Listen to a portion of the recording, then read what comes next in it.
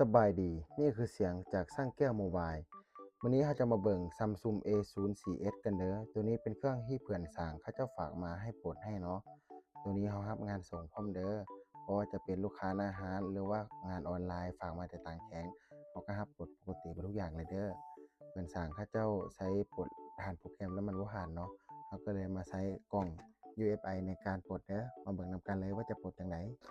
อันดับแรกเราก็ทำการล้างเครื่องโดยวิบมือแล้วก็มาต่อลายวงจรตามนี้เลย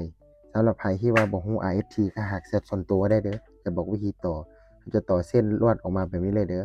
ต่อจากจิ๊กซอว์มาใส่ตัวเมมบอร์ดแล้วก็ลายวงจรแบบเมื่อกี้นี้ที่ให้เบิ่งหลังจากเราต่อใส่เรียบร้อยแล้วเราก็เข้าโปรแกรมเนาะ